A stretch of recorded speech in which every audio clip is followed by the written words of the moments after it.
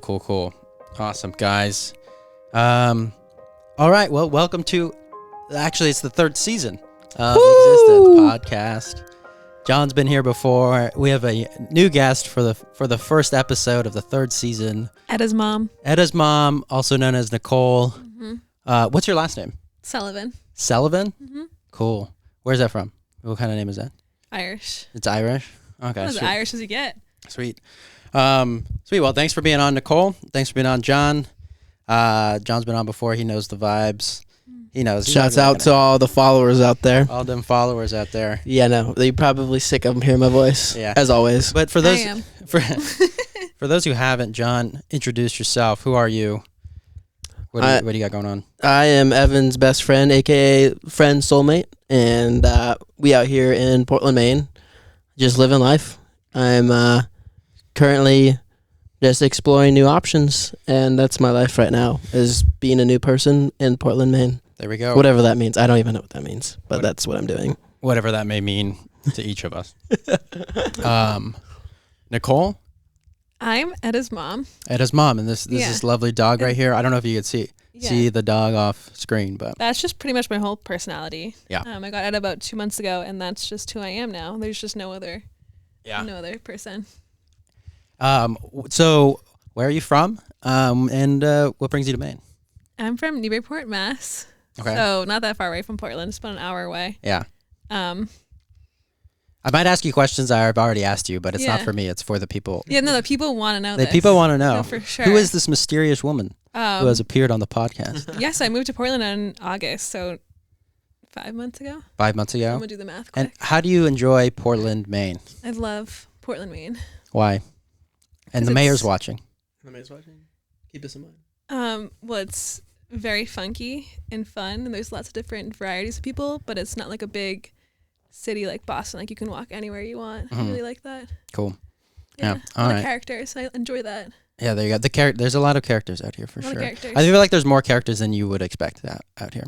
There's a lot of people walking the streets. Yeah. But a lot of different people, because there's also people who, I don't know, like you would find just like in a big city, like kind of just like normal, like everyday work people. And then there's characters. Yeah. So I think it's a good mix of people. It's fun. Yeah, no, for sure. Awesome. Well, thanks guys for being on. So Nicole, you've never been on before. So this podcast this is the third season. So, who knows what I'm doing? I don't even know what I'm doing, but here we are doing it. Does anybody actually? I think that's the point, right? Existence itself. Nobody knows what's going on. No. Nicole, I'm going to start with you. What do you want to get out of life? What do you do? And what do you want to get out of it? And this is a broad question, so take it however you want. What I want to get out of life? Well, I'm going to take that question as when I leave the earth, I would like to leave behind a lot of people who know and love me. Okay. Do you mind speaking up a little bit closer? Yeah, there you go. Why do you think that people have this kind of like this innate feeling that people want to be loved?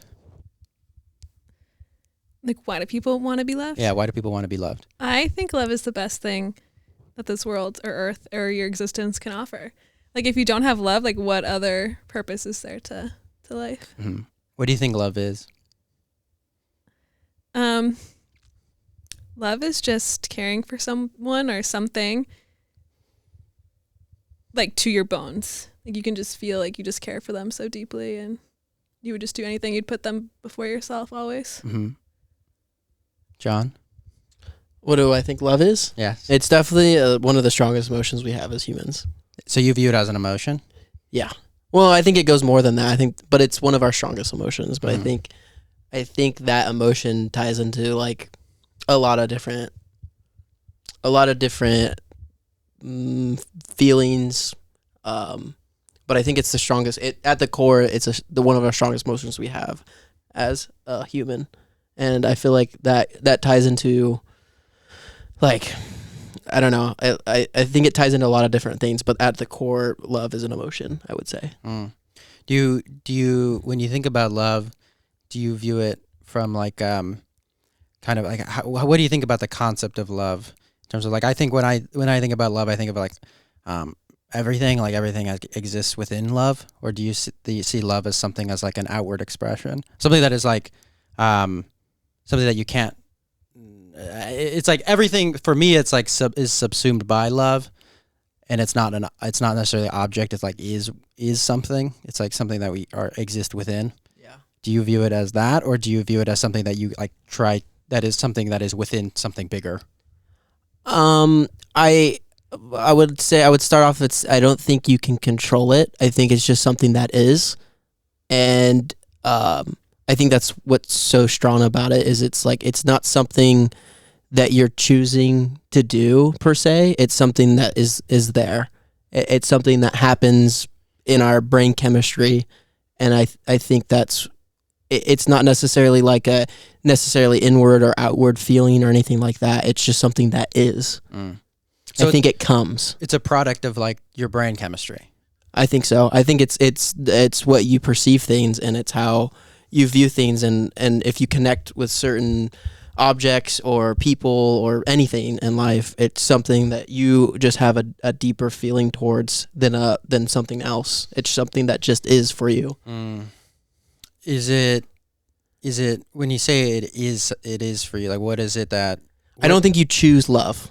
I don't think you can necessarily like I'm choosing to love this person or I'm choosing to love this object or something. It's just something that is, and you figure that out along the road. You're like, oh, I've always like loved this thing, or I've always loved this person. So it's something you kind of fall into? Yeah. I think I don't think it's necessarily, I think it's like cut and dry. Like it's like you either don't love something or you love something. That's how I've always loved. It's just like, it's either black or white for me. And it feels like it's just, and if I have to realize that I'm like love something or someone, it'll take me time to figure that out, but it's always been there. Does that make sense? Yeah. No, I get what you're saying. Yeah, for sure. I feel the same way as like the people that I have loved before, like romantically or otherwise. It is something that you kind of discover about yourself. So you discover that it is there. It's not necessarily something that like comes as like a I don't know. It's a process to get to that realization, but it's not necessarily the realization isn't the product. It's just a realization. I think the hardest part about it is like when you try to think back, like if you fall in love with somebody, like when the first time you say I love you to somebody, to someone, like I feel like most of the time we can say that like, oh, we've loved them before I've like realized that and said it out loud, but you can't pinpoint the time. It's not like there's like a one day you just love that person. It's like, it's always just kind of been there. Yeah. Like, I don't know what it's like. It is a gradual inclination, but when it happens, it's there. You can't explain it. You can't pinpoint it, but it is just black and white. It goes from like something that you like, someone that you don't love, and then there's someone that you do love. There is just a cut and dry. Like you either don't love someone or you do love someone. Yeah. But the like realizing that you love someone is gradual. It takes time for you to figure that out. Yeah. No. Nicole, do you view love as like a black and white thing, or do you view it as like a process that you kind of come into something as? Well, I lean towards the spiritual side. Okay. So, like, I believe in soulmates, like soul ties, that it's all like an energy thing. So, like, it can take time, but I also think like the people that you've loved, like you loved in different lifetimes, like that's why you just like know. But it also has to grow over time. Like you're not just gonna like meet your soulmate and know like immediately, but like when you meet the person, you're gonna meet the person. It's gonna happen. Yeah, that's really interesting. Can you kind of talk about what you mean by other lifetimes? I believe our souls are like we're more than just our bodies. That we have souls. So when we pass on, like we go into different lifetimes, and you have soulmates and soul ties and soul best friends and soul people that like, you just meet someone like you feel connected. Like when I met John, like I felt like there was a connection that we met in a different lifetime, kind of thing. Agreed. What do you think a soul is? To me, it's just like an energy. So like your soul is just like the energy that makes you, and kind of like auras and stuff like that. Like your soul is just a bunch of energy of what you are, who you are, what you think, what you feel. Yeah. Is an aura different from a soul, or is it kind of a product of the soul? It can kind of be both. Like depends on how you look at it, because like your aura surrounds your soul in different colors, but like one is the same. Your aura surrounds your soul in different colors, but one is the same? like they can be the same. Like, you know what I mean? Like, it's kind of like it's not two separate things. Like your soul is your soul, but like your aura also surrounds your soul. Okay. Do you think that the body, like, are you kind of like when you think about like existence, do you think about it dualistically, like the body and soul are separate, or do you think of them as the same thing? I would probably say separate. Why?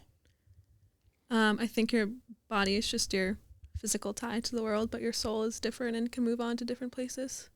Do you have any idea where you go? No.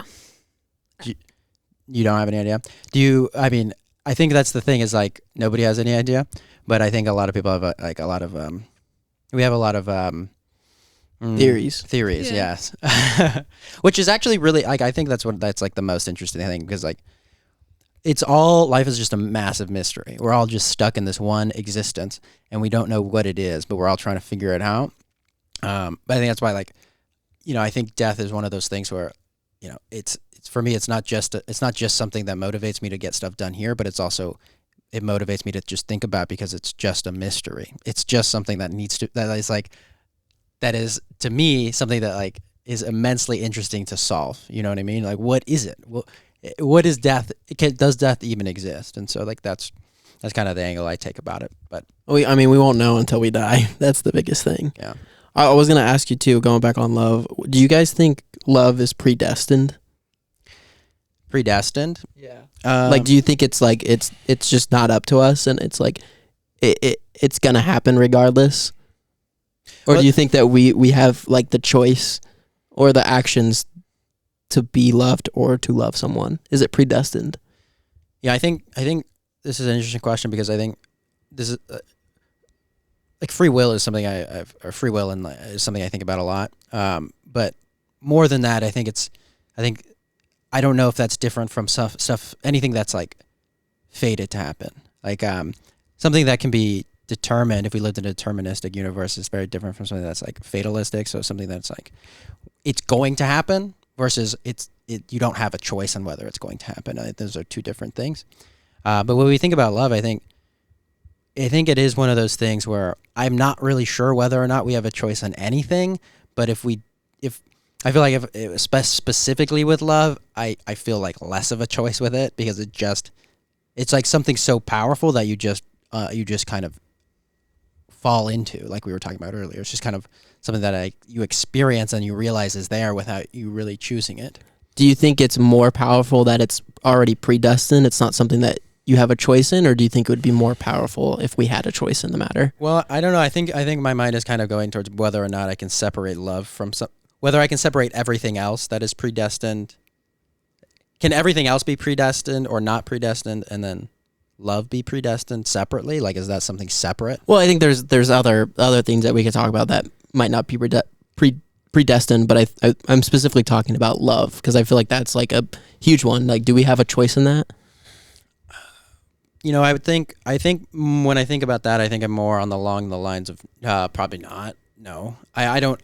I mean, it's like we were talking about earlier. It's like you experience it. You don't make it happen. You don't make yourself love somebody. Like, it just, at least this is from my personal subjective experiences. I've never made myself love somebody. It's just I've found people and then I've loved them, and it's not really a choice. But that's I would say that's just kind of how I view it. But what do you think? I mean, I feel like there's two routes that you can say with this, because it's like I think we have a choice in the people we meet, and then we already have like maybe like set goals, or like what's the word, like preconditions. When you meet someone, you're like, oh, I want to date this person, or like I feel something different with this person, but you don't love them at that point. You're just getting to know them. So like, do you think it's your choice of getting into that makes you maybe fall in love with people, or do you think it's something that's already there and you're just trying to find it? What is it for you? Well, I don't think you can choose love, like, for sure. Like, when you fall for someone, like, you just fall for someone. Like, you get that like moment. Like, I have like specific moments that like I remember, and like past partners being like, oh, like, I know now, like, that's, it is what it is. But It is always that like aha, isn't it? I feel like that's what's funny. It's always like you're like finally get to a point where you're like, oh, I've been silly. Like, why haven't I thought about this before? Like, of course. Yeah. But again, like going back to like soulmates, like you can be soulmates, but you might not like work out in this lifetime or be meant to even be together in this lifetime. Do you think? But that doesn't take away from you like loving that person. Yeah, no, for sure. But you can always like the free will part to me is choosing that person and like choosing to be with that person. Because you can like find your soulmate, and you can also in this lifetime realize that this isn't the right time to be with them, and maybe in this lifetime you aren't meant to be together in it. So you think maybe at some other life, in some other lives, some other existences, there is a right time to be with that person. It's just not this one. Yes. Yeah. I feel like even like on top of that, if we simplify it, like it could be just time frames in this life right now. Like we've talked about this a lot, where it's like, you know, you can meet someone and it's like great, and you're like, oh, we just haven't like matured enough in life yet, or we're on like separate paths right now. But doesn't mean that like maybe 20 years down the line or 10 years down the line or even sooner than that couldn't happen again, you know? Yep. Like I feel like time frames just in our lifetime is a huge one too. Like you can meet people and it's just like you just found them a little too early or too late in your life.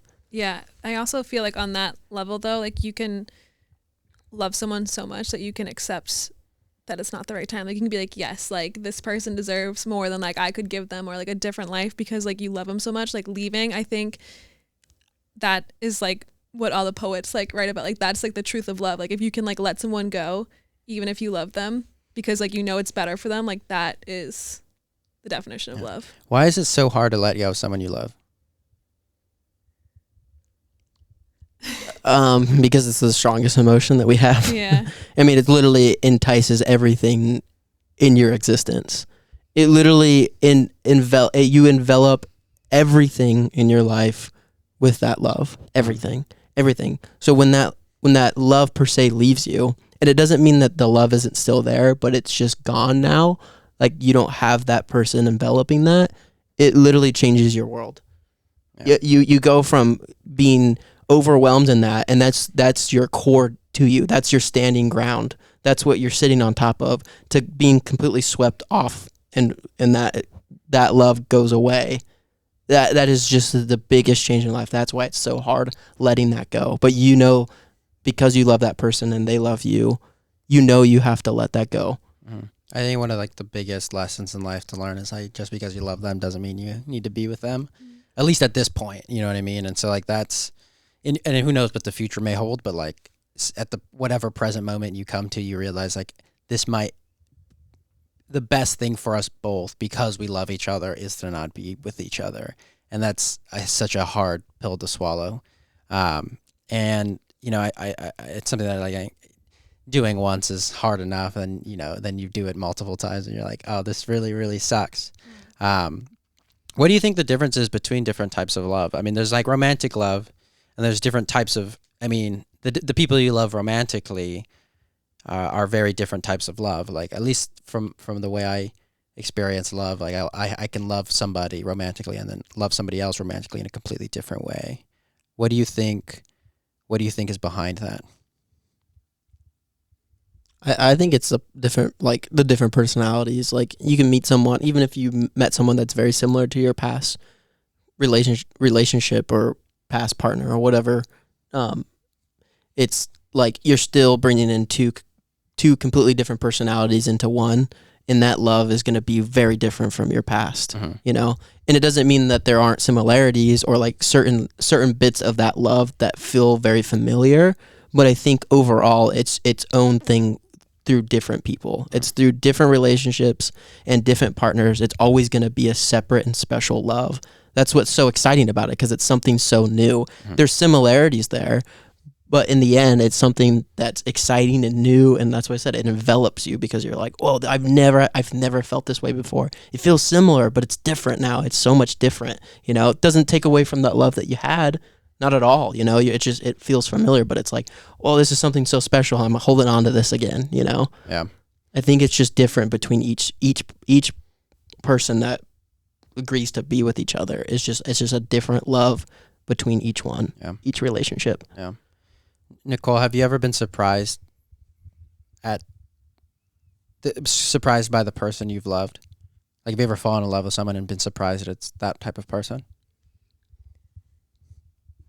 At first, yeah, but like I think like looking back now, like you make connections in your brain. You're like, oh yeah, like of course, like because then you love the person's like everything they do and say and act. You're like, oh, I've always loved this. When you look back, you're like, wait, no, I actually didn't. Yeah. But yes, I've definitely been surprised for sure. Yeah. Okay, cool. Love, huh? What a topic.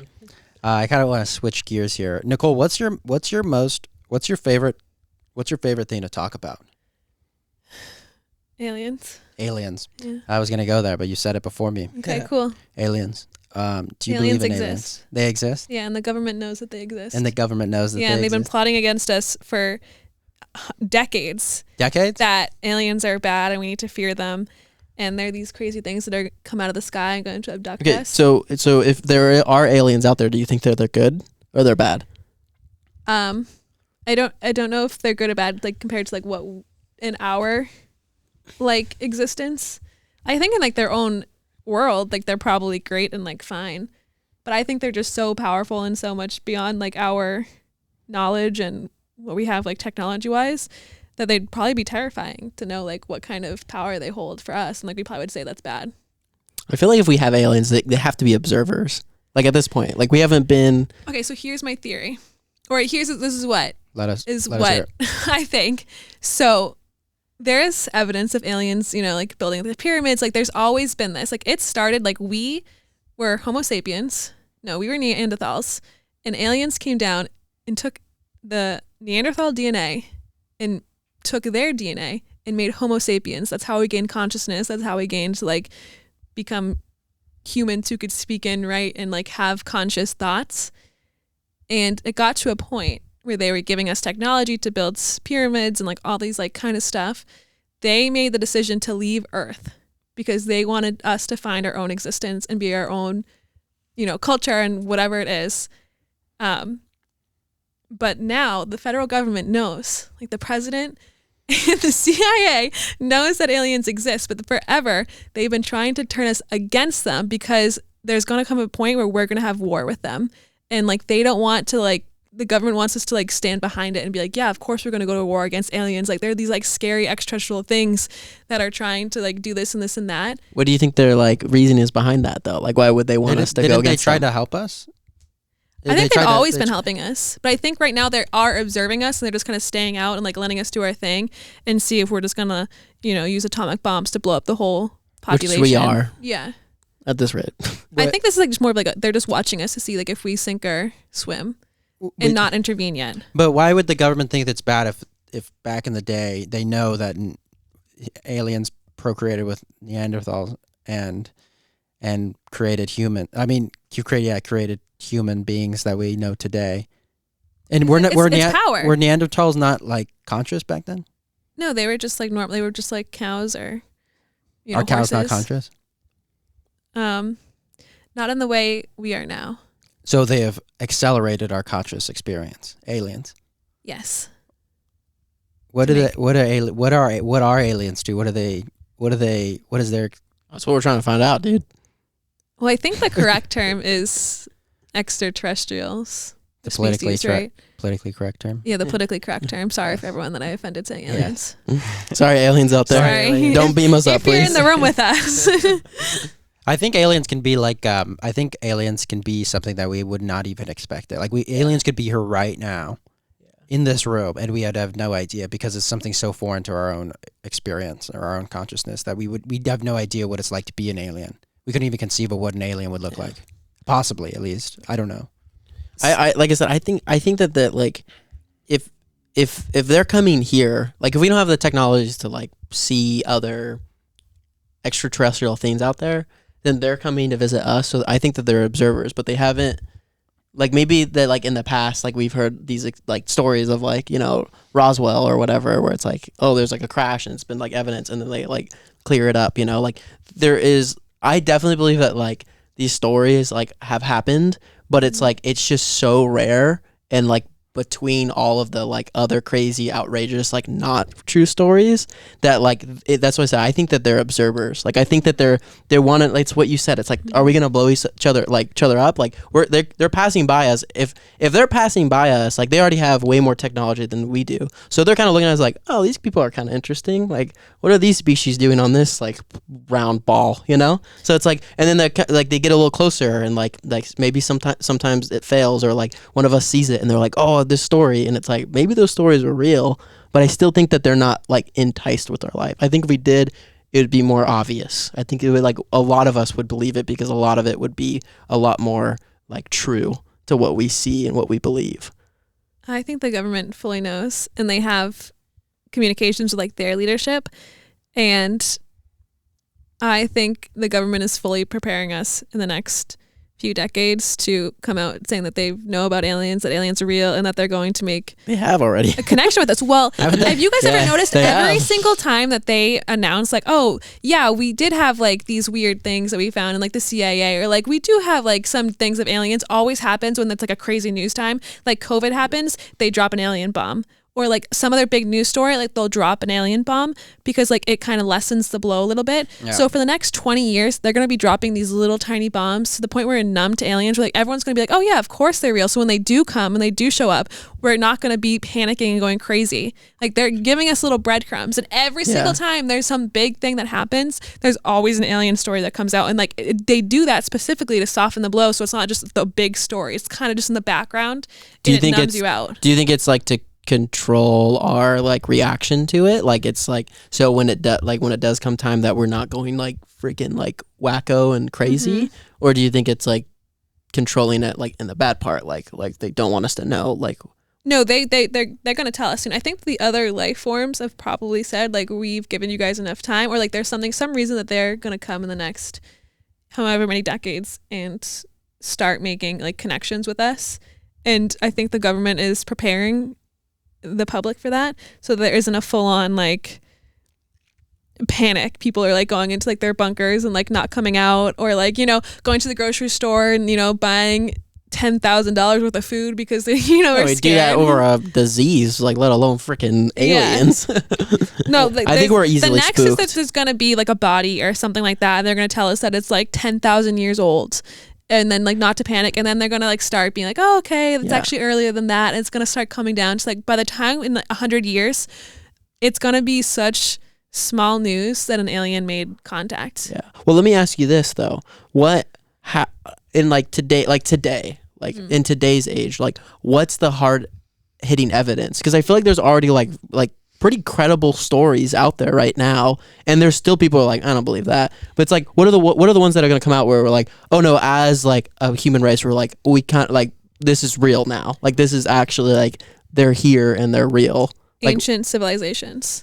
But I'm saying like right now, like what would have to be on the news for us to like believe it, or you know what I mean, like what, or like us actually physically seeing it, like what's the like telltale sign? Because I feel like there are like breadcrumbs right now, and some people are paying attention to it and believe it, and others are like, you know, like being like, no, I don't believe that, that's not credible. And or even if they see it on the news, they're like, they don't know what they're talking about. You know, what's like the hard hitting evidence in today's age? It's weird now because I feel like there's so much like CGI stuff. I know. Or just like AI kind of stuff. Like you can easily make it look real. And I think a lot of people like watching videos now, it's like, okay, like was that real? Like did that really happen? Or is that just like some kid like messing around with, you know, CGI stuff? I think it would have to, a government agency like FBI or CIA would have to come out and say like, this is, you know, real, valid source that like our agents have found, but like a credible source. Do you think that the government has enough like competency to hold the secret of an alien? Like if the government, whatever that may mean to you, has people that know and have known for decades that aliens exist, do you think that they could viably keep that a secret for this amount of time? I don't think they have. That's what I agree with. I don't think they have. I think things have leaked out. There's people who come out all the time saying all these kind of stuff, and they're known as like heretics, like crazy people, because nobody believes them. But things leak out all the time from the government about aliens, and like they're after in 100 years from now, people are gonna be like, oh my God, they were telling the truth. Like they told us everything. Right. We literally had all the facts. The whistleblowers, right? Like Yeah. the whistleblowers, and then like some people like pay attention to stories and they're like, oh, I believe you, and then they're discredited because the whole organization, like the head guy comes up and he's like, yeah, these are false allegations. It's like, of course you're gonna like, but that's the guy that's gonna be telling the biggest lie, you know? Like who actually knows? But it's like, I feel like there are breadcrumbs. It's like, oh, maybe we should pay attention to this. Maybe he's speaking out of his ass, like maybe, but like maybe he's telling the truth too. Like he is a former CIA operative or FBI or whatever you want to go into, but it's like there are these guys that come out. It's like that's got to have some credit, right? I feel like we need all those guys who are at the CIA, like FBI, like I don't know, commercial contractor people who are like work for these secret organizations that like they all need to come together in a conference. Yeah, get together and be like, look at this is what we know. right. This is what they're not telling us. That would be really interesting. Well, there is those times that have happened. You know, it's just so few because like not a lot of people want to do that because it ruins their life. You've heard about these people that whistleblow and it's like they don't. No one wants to hire them after that. Like people are like discredit them as crazy. It's like that's a big thing to come out of. Like, hey, this is my experience and it was kind of crazy. People are like, yeah, we can't trust this guy anymore. Yeah. It's like, how do you come out and say those things? You well, know, if you sign any like normal NDAs person. and like all this like kind of stuff, like it could be written right in that contract. Like if you ever speak of this or like it's known that you like said anything on this, like you'll lose every cent that you ever owned. Like you can be like displaced from your life, like kind of thing. Like they would take that so seriously and 100% like have to sign NDA waivers and like all this other stuff that talking out, I'm sure like getting a whole group of people like the government would get that video wiped from the internet so fast. Yeah. I mean, they fully have that power. I've signed. I used to have a secret clearance. So I mean, I've signed stuff Yeah. where I worked for an organization that like I can't talk about what I did in the for them. military. No, outside the military. And so it's like, That would be a fun thing to talk about. That would get some views. Yeah, that would get some views. Also Yeah. get me in jail too. But So that's the thing though. Like that's a good point. Like that brings up is like the people that have like stepped past that just to risk their life. Be like the people should know. It's like I think it is up to us to be like, oh, maybe we should listen to some of these stories. I'm not saying that everything out there is real. Like we know that. Like there's some absurd stories, but it's like it's interesting to hear them. And it's like, what are the ones that are telling the truth? It's pretty interesting. Also, when the whistleblowers happen, the government fully has the ability and resources to go in and change that person's life, being like, oh, this person was actually on this med. This person had like instances of mental health stuff, and like they fully discredit that person. Yeah. Like you always see it where it's like you see these videos and then it's like, oh, I don't know, like this person had like this mental illness or like this going on, like he's not to be like trusted, and then you never hear about them like again. Why is the government, you mentioned because we're going to get into war with aliens, but like why is the government so hesitant at, if it is true that aliens do exist, why is it such a hard line to cross for like the government to tell us just blatantly what it is? Why is it such a difficult thing for them? I think because aliens, the extraterrestrials have so much power and such a force that we can't even understand, and technology and knowledge, that one, specifically the United States, wants to be the top power always and wants to be in power. If like the extraterrestrials came down here and said, okay, now we're now ruling this planet, you know, like America's not taking that well. Like we are not just going to be like, oh yeah, like here's the USA, like we'll follow like your rule. Like they want to be in power. I think that maybe not everybody in the world like knows about it. Like maybe other countries aren't fully aware of it, but I think that our nation wouldn't want other nations like North Korea to know about that power and like try to reach out to the extraterrestrials and like gain like their support and now like their allies against the other countries. Mm-hmm. That makes another good topic. I feel like I said, I'm a big believer in observers. I think that there's extraterrestrials out there that observe our planet, and I think they're waiting for us to actually like finally stop fighting each other. Like I feel like they're like looking at us and like these freaking monkeys are like stupid. Like we're an experiment 100%. They're watching us. Like they're like we're like these land monkeys that are like angry because you crossed the line. It's like I think an outside source of that, like they gotta be whatever you want to say of like what intelligent means. Like they have to be somewhat more intelligent than us per se, because it's like they're coming to observe us. And if that's the case, then it's like they got to see that and be like, these guys got to figure out what the hell they're doing first between each other before we can intervene. That's the way I look at it. Do you think it's possible for humans to stop fighting? Or if they can do it, if the aliens can do it, so they're waiting for, if, like you said, I don't necessarily think that it's like but like I feel like if I would like to think that if there are ones out there like observing us, they have like, I don't know, it's hard because it's like, what does that actually mean? But I feel like they're probably intelligent enough to like not have the issues that we have. So it's like same type of issues. Yeah, same type of issues, like you know, like, yeah, like it's just more advanced issues for them or whatever. It's like to see these, like I said, in my head, it's like their perspective of us is like these like angry ants fighting each other on a hill. And it's like once it like we all calm down and relax, you know, then they're like, oh, okay, like maybe we can go and like see what's going on with them, you know. But until then, it's just like these people are just blowing each other up. Why would I want to intervene? I think that they fully are not perfect, like existence, and like they still fight and have like disagreements, arguments. Like I'm sure Earth is a disagreement that they all like fight over and like have opinions on and are like going back and forth on, being we need to intervene, or like we should like take over this planet and like put them to work and like, you know, be our slaves. And this whole other group's probably like, no, like, you know, we should let them live their own lives. And I'm sure it's a huge debate, you know, like every single. But I feel like if that was the case though, like there would be ones that come down to like really try to help us. There are ones that come down, but they don't like. There's no like hard tell signs of them trying to help us, because it's like if there is anything, it's been covered up by our own people. But I think that's why I say I think they're observers, because they don't mean to intervene. They're literally just there to like, hey, let's see like what these people are doing. I disagree though, because I think with like the pyramids, or like you want to talk about like Stonehenge, or like within like the Bible, it says that we are made in the eye of our creator, or in the image of our creator. And that can be interpreted that we were made from the like of extraterrestrials and like all that kind of stuff. Well, if they mix their DNA to like make us and like give us their intelligence and stuff like that. Do you think we're a failed experiment? Do you think like some like alien boy? I think like in high school was like,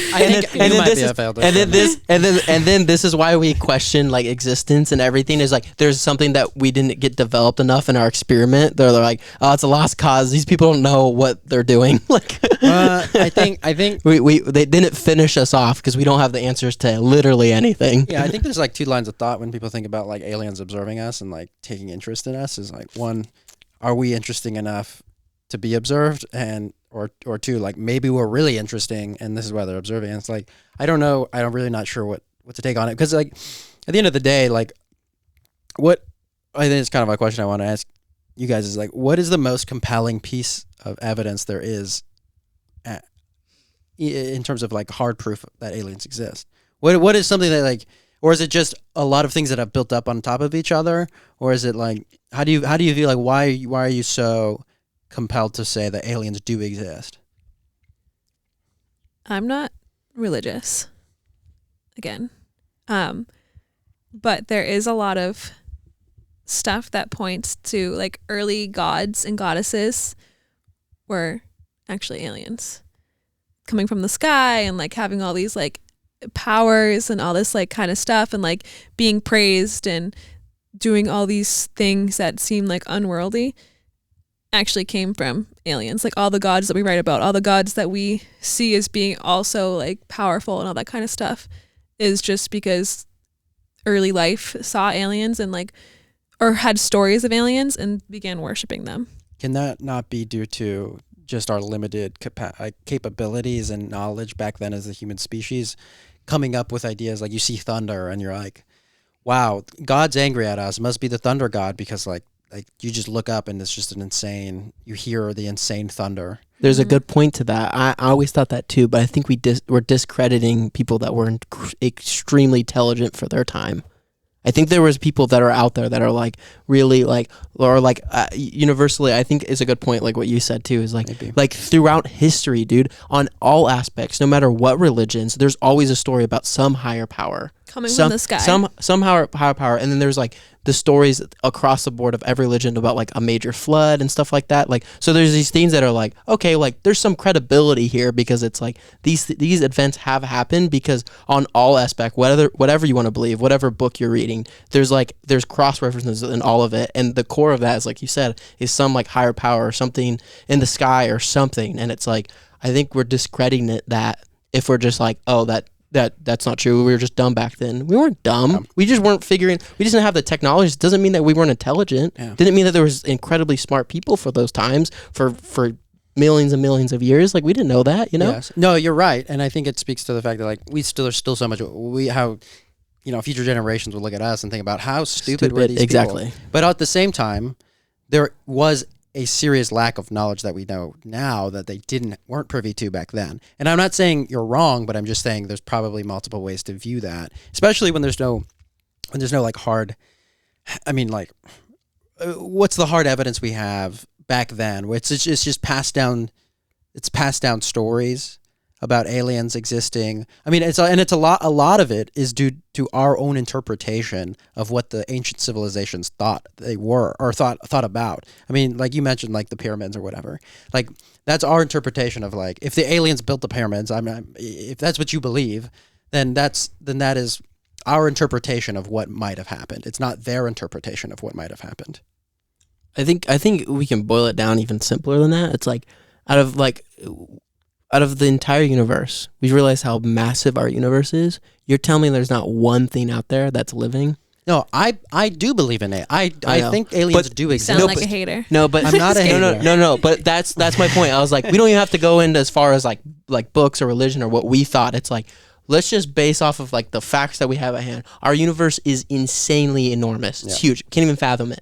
We literally can't even fathom it. It's like, and you're telling me we're the only ones in here? That's bullshit, dude. No, There's no way. I will counter that. There's no way.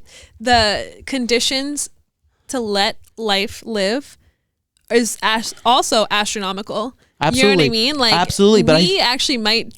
It could be argued that like creating life in the perfect existence and like having to get to this level of like consciousness and like ability to function is probably just as like uncommon as it would be. I agree, and I think there's an argument there, but I also think that there's things that we can say like, oh, there are light forms out there, but it's like on a completely different aspect than we can even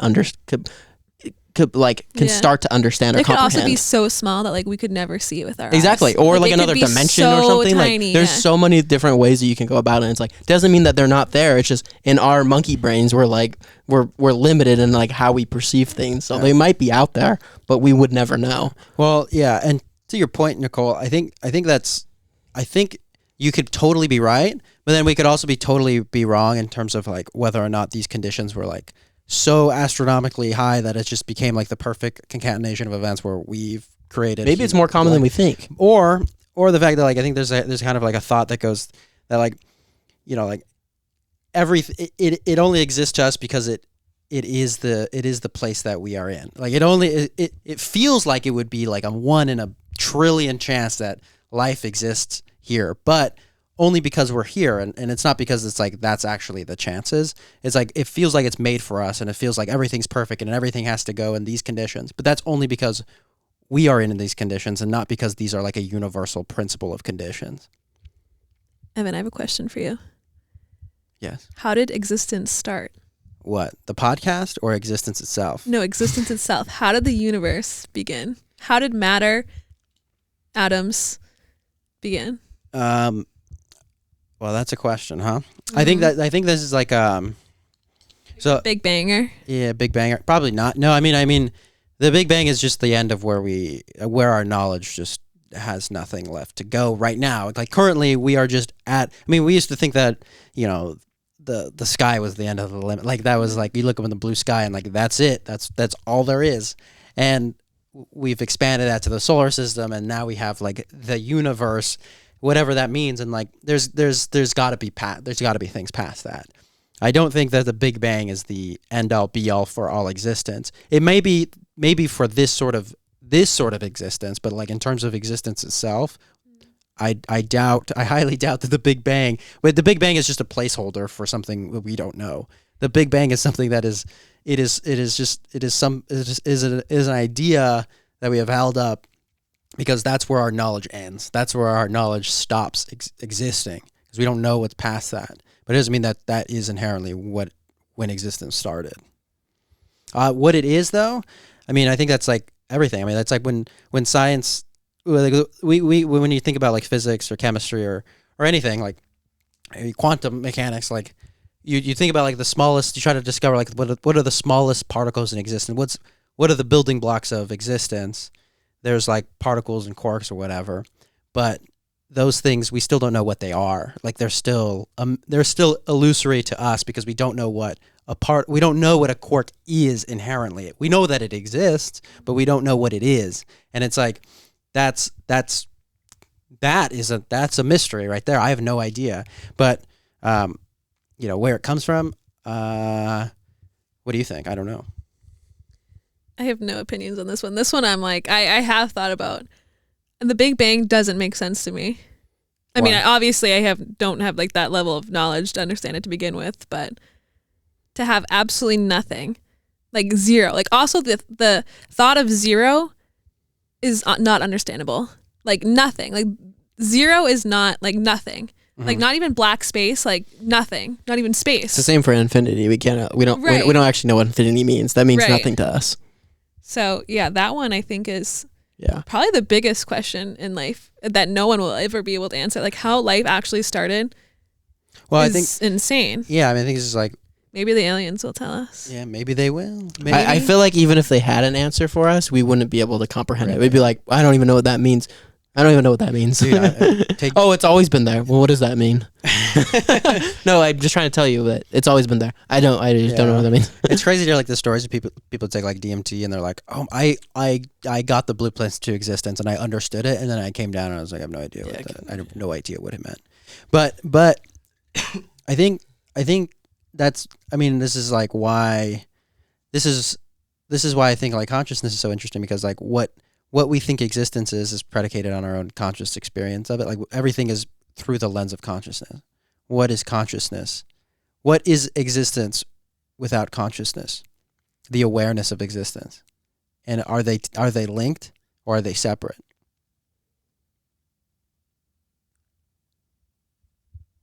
Nobody speak first. That was a question. I don't know. You know, that kind of question kind of like reminds me of, like, did you ever have that question in science class where it's like, is fire alive?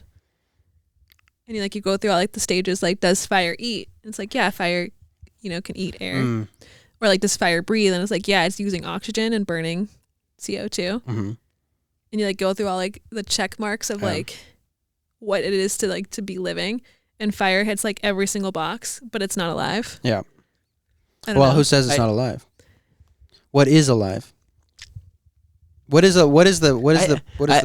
like what if I'm just throwing this out here. What if it's like way more simple than that? Like we actually don't have like consciousness. I don't know. Like we fabricate what a definition of like what consciousness means to us.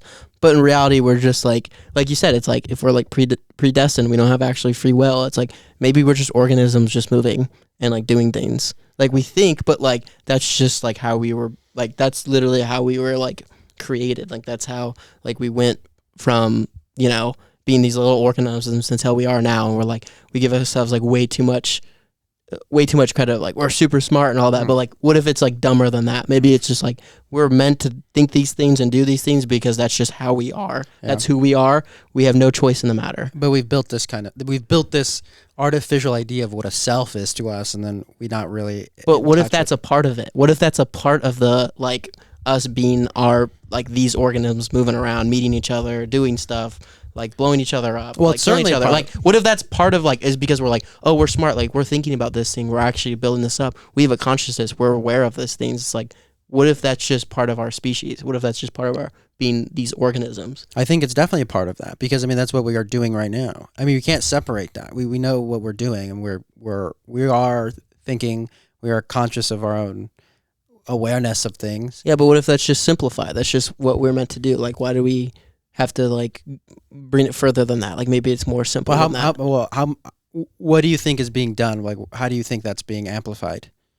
What? Say it again. Like, how do you think that's being? What is more simple? Like, what would be more expanded on that? Like, that is what we are doing. What is more than that?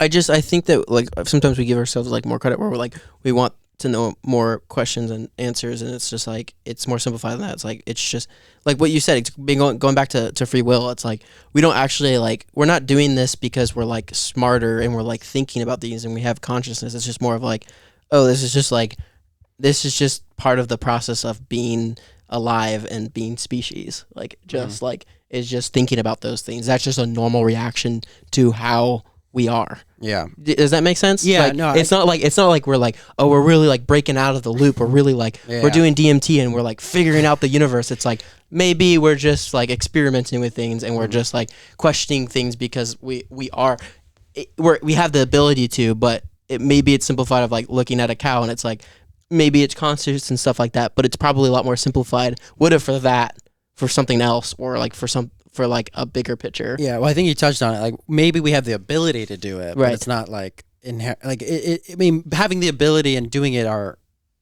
inherently they're kind of tied to the same thing. I mean, it's like you have the ability to do everything that humans do to experience consciousness. Right. But that is the point is to experience consciousness. But it's confusing because the only thing that we can base that off of is like other species and organisms, and the only thing that we have that are other species and organisms to compare to are all relatively simpler than us. Does that make sense? So it's like, it doesn't mean that it stops at us. Why do we keep thinking that we're ants?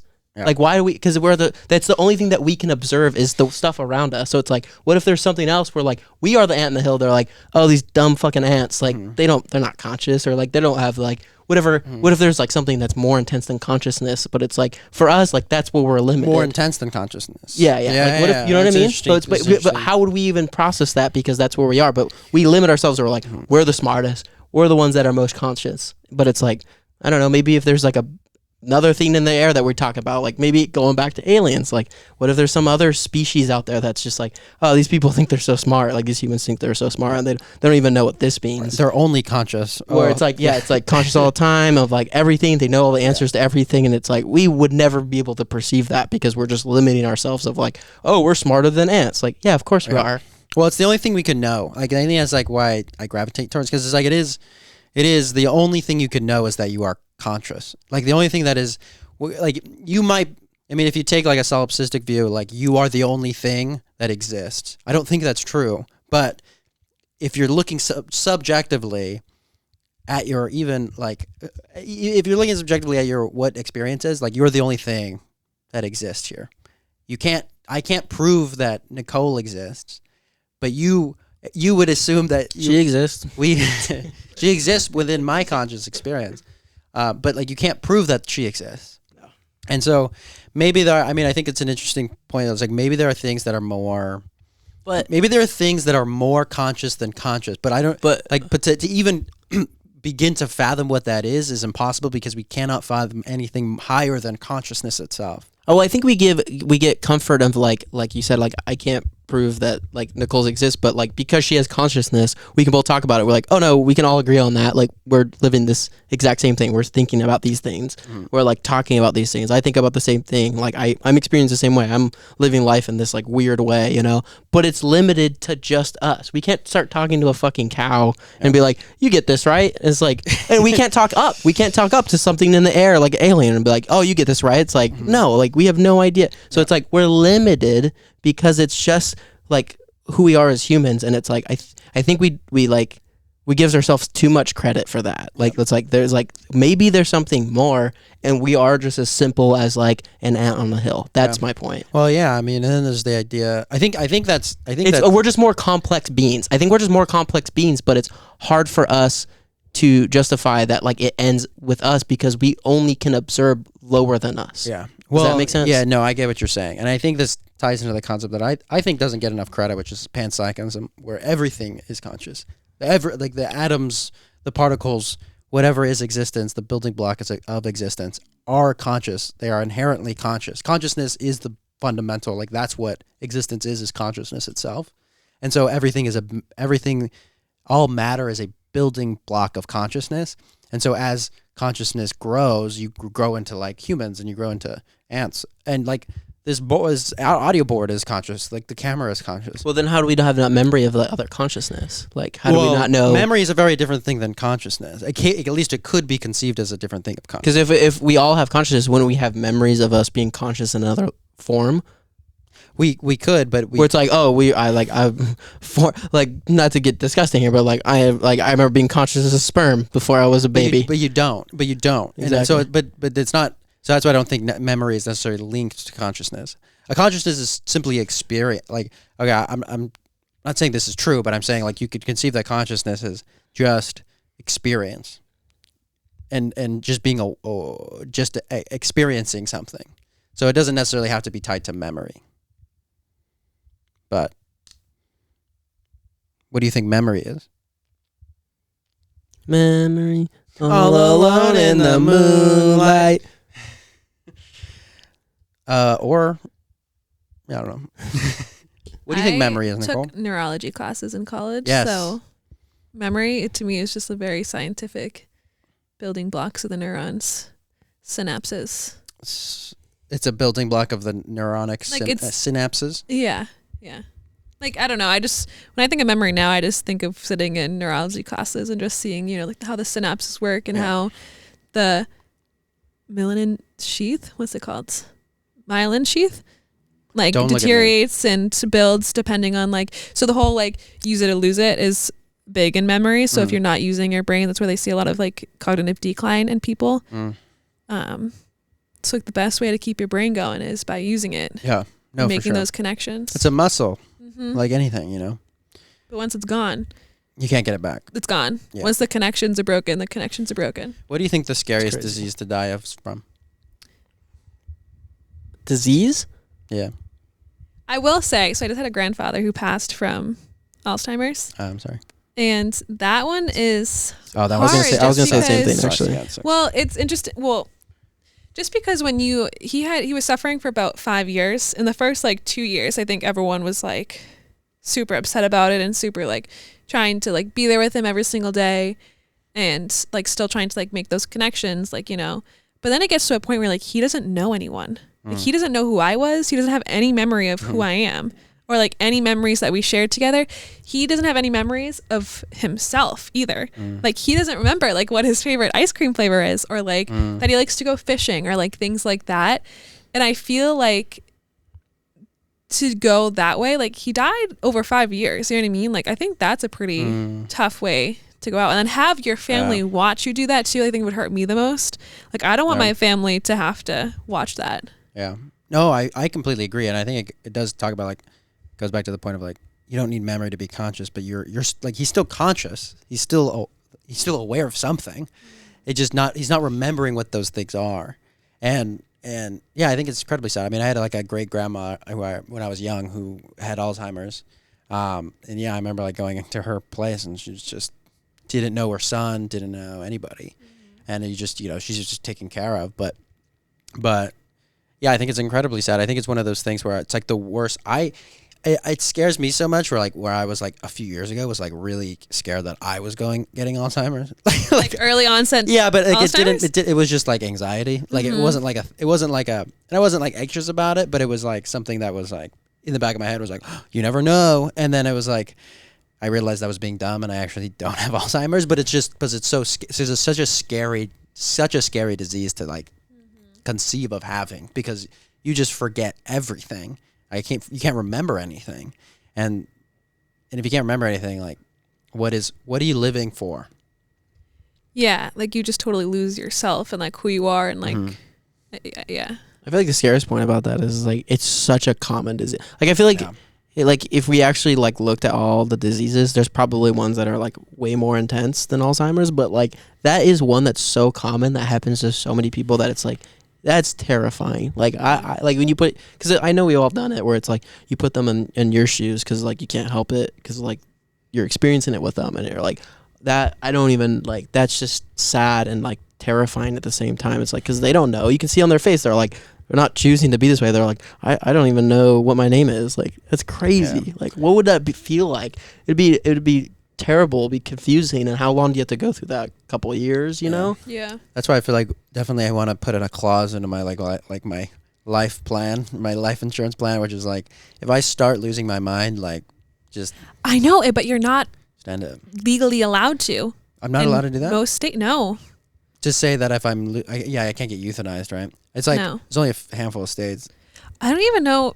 Like one state, right? Maybe. Like I don't know. I know that most states, like, you can't. Like, you can be on, like, you have to go to hospice and just wait it out. yeah. Just wait Like, until the you family, die. if the person's unconscious for like years and like every single doctor said they're not coming awake, like they're dead. Like, they're 99 years old. They have Alzheimer's, like, they're gone. Like, we're just, you know, waiting it out for the next 3 weeks until they pass. They can't just end their life.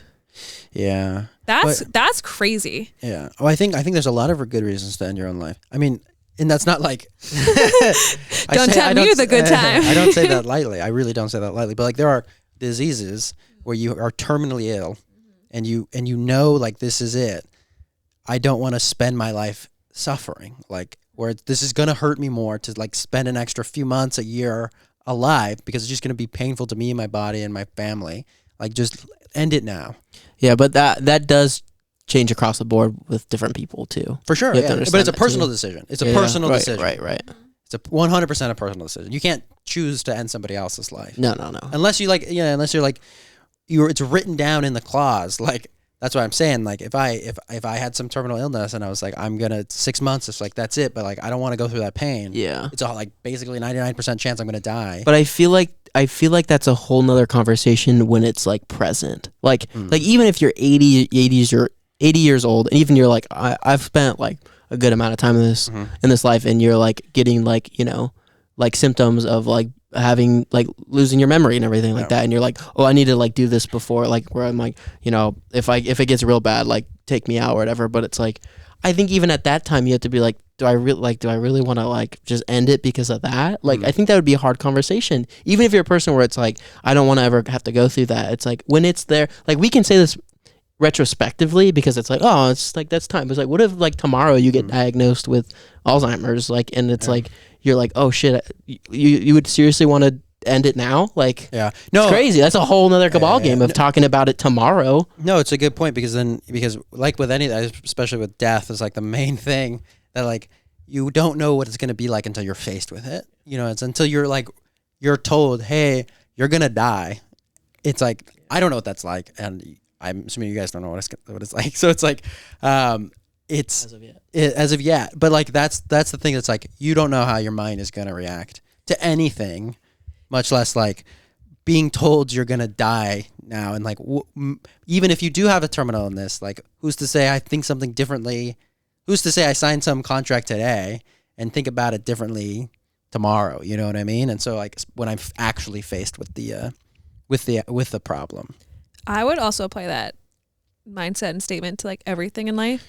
Like, you truthfully do not know how you're going to react to a situation until you are in a situation. Like, everything that you ever judge people on, or like, I don't know, I've always like found like once you're in that situation, like, you react so differently than how you would think that you would react. I also think that brings up another good point. This is why I think it's incredibly important, which most of us humans don't ever do, is putting ourselves in other people's shoes, because it's like, how could they do that? Or like, and then you like think about like, oh, if I was doing that, hell yeah, I would run away. Like, you're like, no way I would like stay there, you know? And it's like, but I was in there judging them, you know? Same thing. It's like, it's a good point. It's like, we fail to realize that it's like, oh, like when it happens, you're like, oh, this is what people were talking about. Oh, I understand now, you know? I don't think we account for emotions. Like, sometimes like there's things that be like, oh, like if somebody cheated on me, like I'd react totally calm and like be mature about it, and then it happens and you're like, I was a psychopath. And it's like, and then you understand it and you're like, oh. I was like, and then that's like the aha moment where you're like, I understand why people go batshit crazy. Like, this is not a good feeling, you know?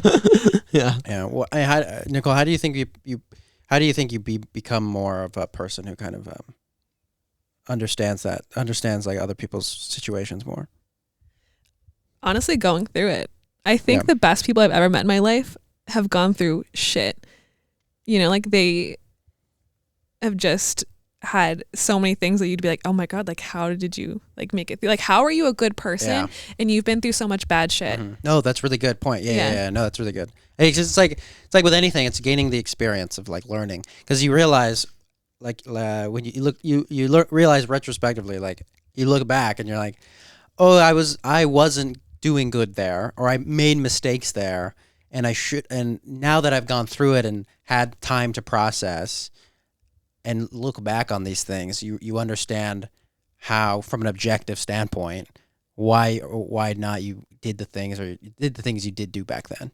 And I think that's really important, because like you that's the only way to learn. Like it's the only way to learn is to move forward and to experience life in a way that gives you the ability to kind of look back on things, and like that's how you do it. That's how you become mature. That's how you become a better person.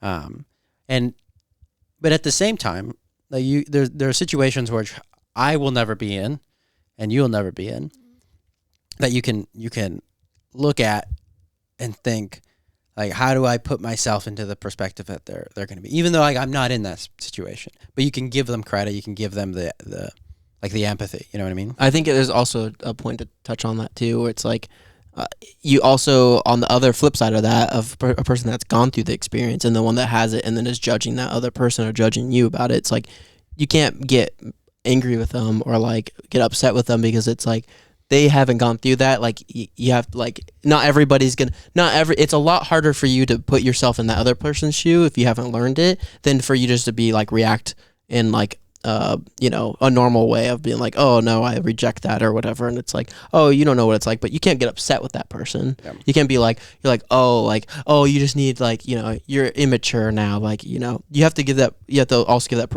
person the credit of like, oh, you've never been through it. So it's like, I can't sit there and blame you either. Like you're sitting there blaming me of like, I did it. I went through this certain scenario poorly, but you've never been through it. But I also don't blame you because you haven't gone through it yet either. You probably react the same way. But until you've done it, like you wouldn't know. So it's like on the flip side of that too. It's like if you're a person that has experience in a certain subject versus a person that hasn't had the experience in that subject, you can't look down at that person and be like angry with them for thinking a certain way about that. Yeah. Does that make sense? Yeah, it's giving people benefit of the doubt. Like you can't get mad at somebody for not having gone through the experience that you went through. Right. Or it's like, oh, you don't know what it's like. It's like, you can't be that way, because it's like, how are they supposed to know until they go through it? Like I said, I think it's important for, like, if we can try to, is put yourself in that perspective and then try to understand. That's a way better starting ground to that point. But if you don't do it, that's just a normal reaction. You can't get upset at that person. Yeah, no, for sure. I also think it's super interesting that people can have the same exact experience but have totally different outcomes. Absolutely. We talk about this all the time, actually. Like what? Like I think about it in like simple terms of like, if you have like an alcoholic dad and you have like two kids and like one becomes an alcoholic and the other one like decides to never even look at alcohol, like how does like do you like, I don't know, like that to me is always interesting how you choose those paths. Or like kids, being brought up in the same household and one of them freaking thrives in life, whatever that means, and then one is like horrible, like on the brink of death because they're just poor choices, and it's like they were raised the exact same, Well, it's like a nature versus nurture thing. I mean, like it is a mix of both. Like you're born biologically with certain brain chemistry, with certain makeup, with certain genetic factors that allow you to thrive or limit you, depending on the circumstances. So you could have two identical twins raised by the same parents. One of them thrives, one of them maybe has a lot more struggles in life, and it's a very different situation because they are two separate people. Like they are two people with distinct personalities. You know what I mean? And so, yeah, I mean, I think it is a good point, especially like, especially when you are separated, because it's like, if you meet somebody who's gone through a similar situation, like you said, like alcoholic father or something, like, a lot of people have alcoholic fathers, and like those two people meet, and that one person like dealt with it completely differently than the other person. And then I feel like depending on who the person is, there might be room to like judge the other person because like, oh, I handled it way differently than you did. But I'm sure at the same time, there's a lot of room to find common ground there as well. I was say, I feel like most of the time for situations like that, you can come to standing ground. It's like kind of what we were talking about before, is like like it's interesting to meet people that have gone through the experiences because they tend to be like pretty strong people, and it's like when you talk to them, oh, I've also had an alcoholic dad, you can talk to it and you're like find similarities in that because you're like, oh, you do know what it's like, you know. It could be a different situation, but there's still points in the story where you're like, oh, you actually understand what it's like to feel that way about another person, you know. It's like maybe they thought about it in a completely different way, but it still hurt, which is hurt on your aspect and hurt on their aspect, you know. I think there's a lot more common ground than there is differences in those stories. I think just generally throughout just humanity, there's a lot more common ground than we want to give people credit for. Like we are all going through something together, and like the fact that everyone has their own traumas, everyone has their own BS that they're dealing with, everyone has their relationships that they're going through. Like everybody is going through something. Everyone has parents, whether they're there or not. Like everyone had some sort of experience being raised as a child. Like everyone's dealing with something, and there's so much common ground that we I feel like gloss over so quickly before we actually sit down and actually have a conversation or try to get to an understanding with people. And I think that's such a problem because that's what brings so much. It's the key for us to get in along, man. Just understanding we're all experiencing this the same way. It is different, but in the end, like at our core, it's like we're all going through the same thing, man. Yeah, exactly. So there's like this sciencey saying, I guess, that that your genes load the gun, but the environment pulls the trigger. So you can have like all these like negative kind of like behaviors like in your genes, like alcoholism or like substance abuse or like anything like that, but it like depends on the environment and like what triggers those genes to like come out. And I always think that that's just interesting, like what in the environment or like what life events triggers those genes to come out. Yeah. And it's like, and your interpretation of like, I mean, it's like, again, it's like free will. Like, do you have the choice to interpret things this way that you do? But like things happen and you do interpret it a certain way, and whether or not you choose to interpret it one way versus the other dictates how your future will be. And like everything is predicated on what you did before. So, I mean, it's just difficult because like there's a lot. I think that's the thing is like giving people the benefit of the doubt, giving them empathy is like, look at and this, I think this is like radical empathy is like something I kind of think about a lot is like, regardless of who they are, what they might say, what you agree with them on, whatever it is, like what their sign is, like it is, we can all have some sort of common understanding that they have gone through their own BS, and just because they're doing the best they can to handle the situation they were dealt. Maybe it might not be the right way to handle it. They might do the wrong things. They might say the wrong things. They might be really messed up, but they're doing the best that they can with the tools that they have, with the life that they were given. And it's like when you give that to everybody, regardless of who it is, then you can you can begin to become much more empathetic to other people because you're like, look, I'm messed up. I say the wrong things. But I'm doing the best I can with what I have. Everybody, regardless of how messed up you think they are doing the best they can with what they have. Even if to the society, even if to the people they're talking to, it seems really messed up, they're still trying. They haven't given up. Like they're still trying, and it might be really bad. They might do it in the wrong way, but they're trying. And I think giving that credit to people is super important when you think about how do we become more understanding. Yeah, and just to emphasize too, this could all be mental cages. Like you could have an absolute perfect life and still just be struggling mentally, and that's okay. Mm-hmm. I think there's a lot of struggle too, that if you do have like a perfect life or like everything's good and like you're still struggling mentally, you're like, oh, but like, you're like, why? Mm-hmm. I think it's just always, a good remembrance that you can struggle mentally and it's just as real as struggling in real life and having like those kind of pains. Yeah, no, for sure. I think like there's a truth at the core there is like that, like what you're saying is like, people are trying their best for their situation and stuff like that. But on the flip side of that, like there's a reason why people like there's wars and there's like like, people that are butt heads and there's arguments and there's just, all these like negative things, is because it is a natural reaction to take those people's experiences and reject them. That's also a natural thing. It's not like, it's like, obviously at the core, it's like we all want to believe the, like, the truth at hand, which is like, hey, we're all trying our best here. We're all going through the same experience, but we're handling it differently for our environments, and we can connect in that way. And it's like, if we can bring ourselves to come to that thought, but that's extremely hard. It's extremely hard because when we're in those situations with those people, you react how you're going to react. And a lot of times that can be negative. If they have a completely different lifestyle and a completely different perspective on how they view their life, and you talk to them about that and they argue their point and you argue your point, naturally it's going to be a negative thought of like, they don't know what they're talking about, because it's like, your whole life has been this truth and their whole life is the opposite of that truth, so naturally react negatively to that. So it's like, I also don't want to take away why there's so much war and like, like why there's these like people in high powers that are doing extremely awful things. It's like, that's not just them necessarily being dumb or whatever, like however we want to be, like, point our fingers. It's like, there's just something there that we can all at least take from, of like, oh, you're just reacting poorly to the situation, and we can also understand that as well, because we are all humans. We fuck up. Yeah, for sure. I think that's even more of a truth than the truth of like, hey, we're all trying our best here. Like, I get that, but it's like, also, it's like, what part of us makes us human is because we fuck up a lot. Are you making excuses for dropping A-bombs? No, not at all.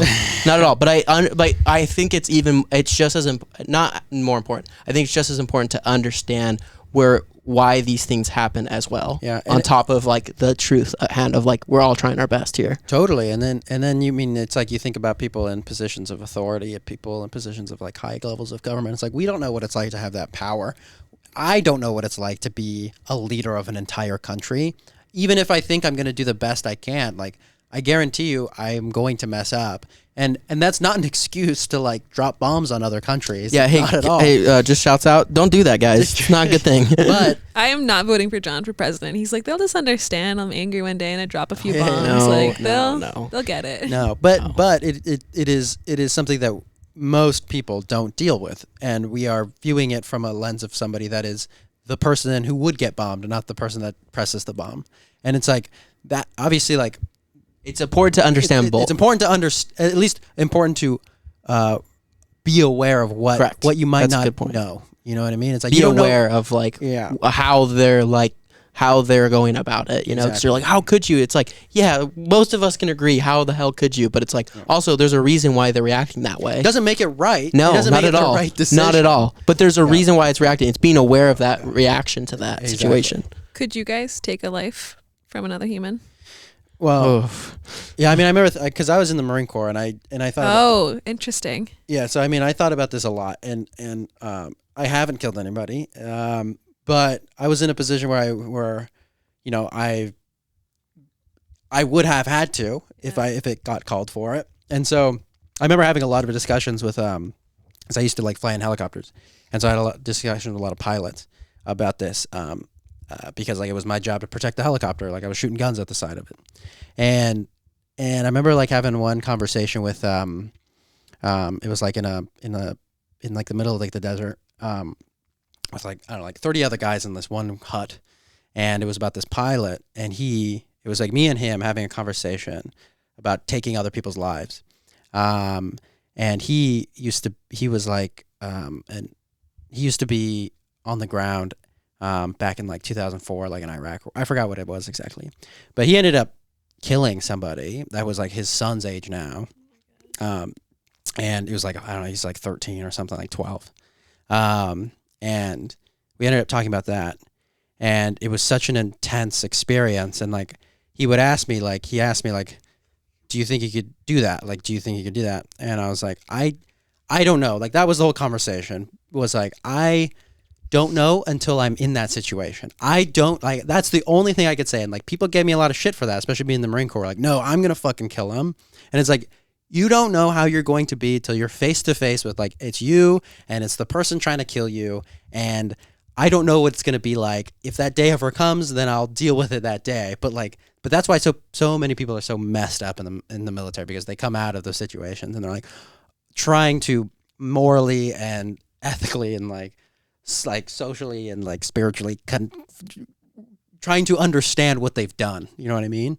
And so, yeah, I mean, it's something that I wouldn't do it now, no. But like back then, when I was in the Marine Corps, I think possibly, like totally possibility if somebody was trying to kill me and I had to kill them. But even now, like if somebody was trying to kill me, if somebody walked through the door and tried to kill me and kill everyone and kill you guys, like I would try to stop them. And if that meant killing them in self-defense, then that's a very different situation. You know what I mean? And it's not easy to know. It's impossible to know until you're in that situation. I feel like self-defense is different. Maybe it's still taking a life though. So, yeah, I mean, so but I think it's justifiable. It's like the only thing that's justifiable. It would ease your conscience like a little bit, like knowing it was like the only way. Yeah, because I mean, it's gonna haunt you for the rest of your life. But it's like, what other choice did I have? I wouldn't be here right now if it was that case, or other people wouldn't be here. You know, and I think it's an easy one that most people can agree on. It's like, no, you had to do what you had to do. Like you're not alone in that. You know how in Harry Potter to like get the Horcruxes, like you have to kill somebody. Like that's the only way that you can to shred a human soul into pieces is to kill somebody.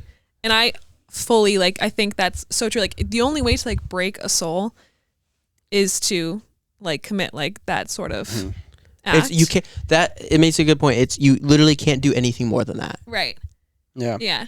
But I would say if you're doing it out of like love or like protection or like fear for like a loved one, I don't know if it would like break the soul if you're doing it in like a like aggressive, like torturous way. Do you view like the military killing people different from like self-defense?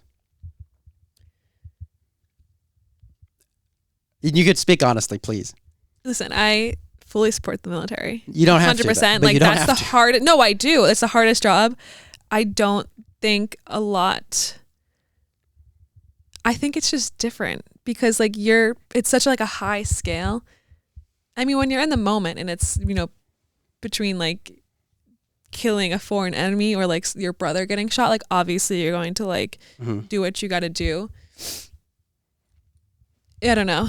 It's just so large scale to me that it feels different. Yeah, and I think it is very different. Yeah. But I think at the same time, like this is the thing I've thought about a lot, and this is like why I've really had to like divorce myself from like my military background in order to like come back and be like try to reconcile myself with what I was a part of, is because like I think like people that have been in the military don't understand like the people who go into the military. It's very like most of the people in the military get in when they're 18 because they get sucked into like the propaganda that the military tells them that these people in high levels of government want them, need a certain quota of people to join the military, and they have, especially in the US when it's just a massive complex that we have, and you get sucked into an organization that you have no idea what it's really about until you're there.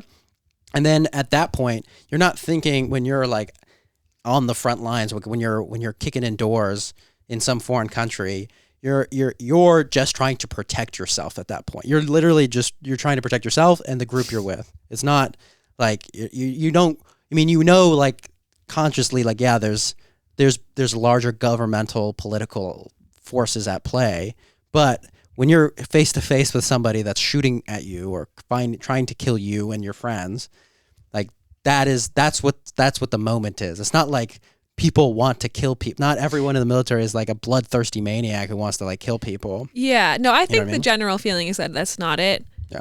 I mean, what the military does to protect us is the most important job like anyone ever has. But it is still, at the end of the day, like, it's a necessary evil.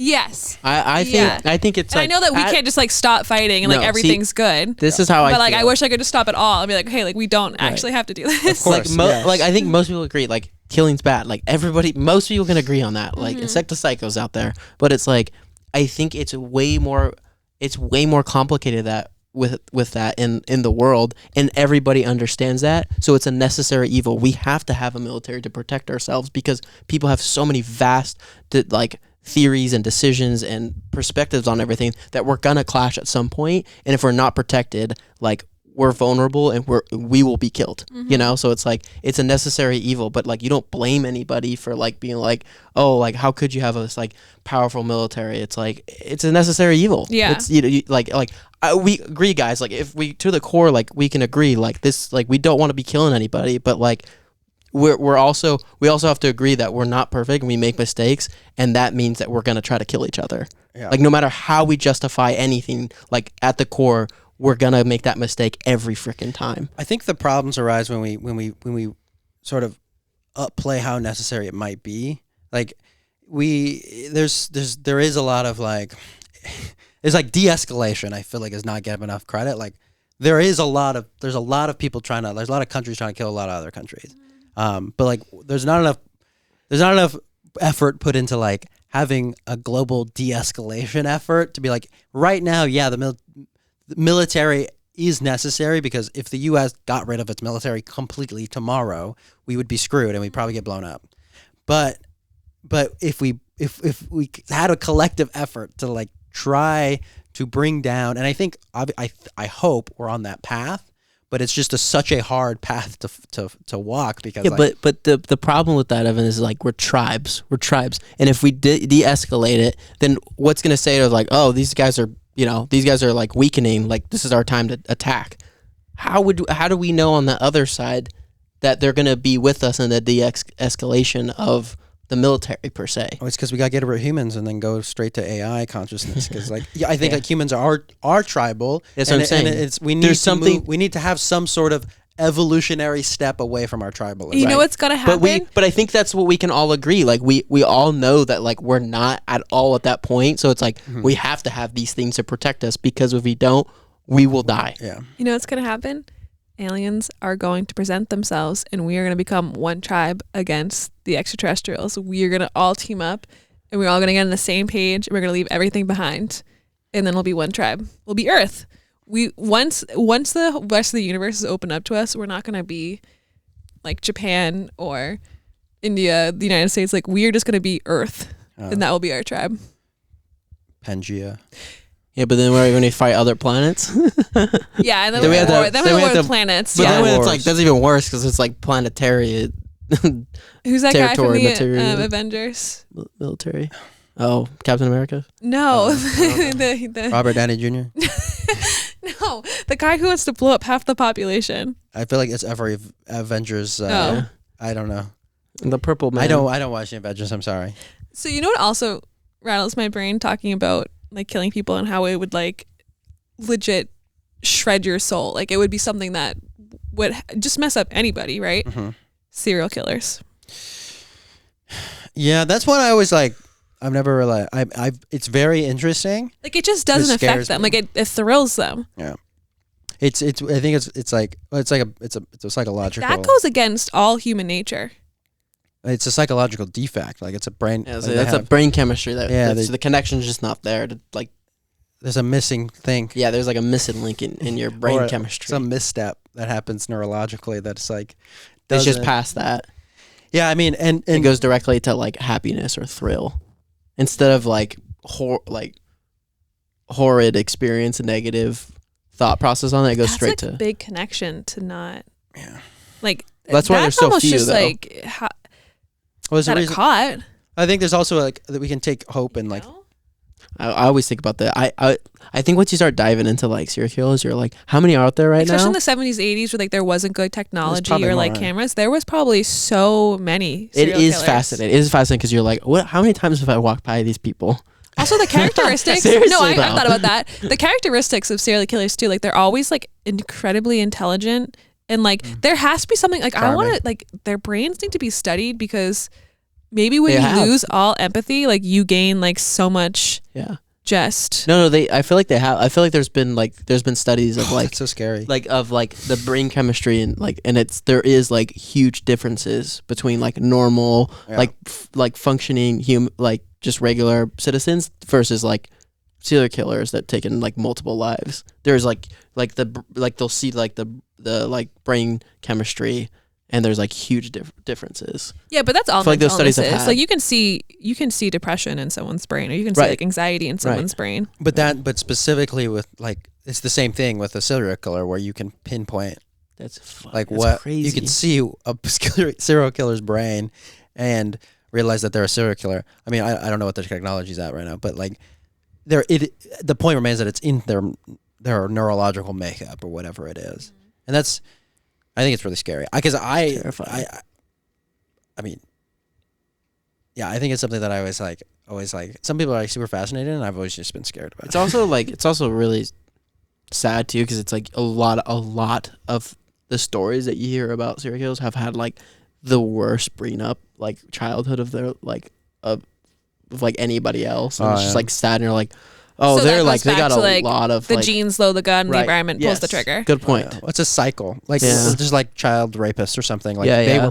they were raped as a child, and then it was just it's a combination. cycle. It's literally just a combination of everything. It's like you had this like already this defect of brain chemistry that like most people didn't have, and then it was amplified because they had a horrible childhood. Yeah. You So I'm know? gonna pick your brains.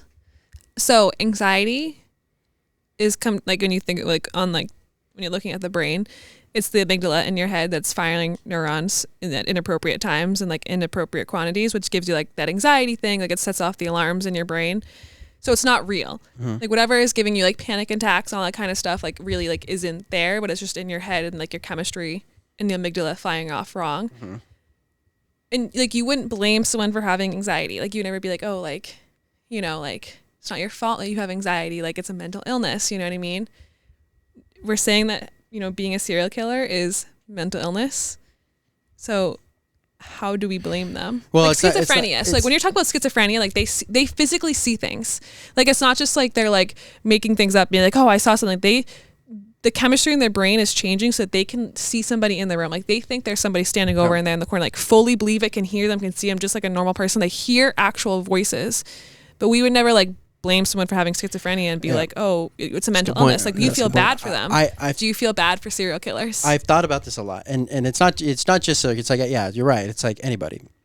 Same thing with, you know, like child rapists or whatever. It's there. Yeah, I was bringing up the same thing. It is. I mean, it's like sensitive topic, which I totally Slippery understand. slope, But I don't blame them. Like it's like with anything, I don't blame anybody for doing. That's just the environment they were brought up in. That's just the chemistry they were born into. That's who they are. It doesn't negate that their actions have there's problems with what they do. It doesn't negate the fact that their actions cause things that are harmful to other people. And so there's still a moral there's still a moral issue with that. You know what I mean? And so that's where we can find what we do with them like justifiable, but not because of them as a person, not because like you blame the person, but their acts are still reprehensible. You know what I mean? And so it's not like, yeah, you don't blame it's who they are, which is very unfortunate, but it's not their fault. And I think that's why I think like the criminal justice system right now is like so messed up, because like, I mean, there's a lot of like blaming the person instead of like blaming, like you have to look at like the upbringing and all these other things. But, Right. but you know, I also think to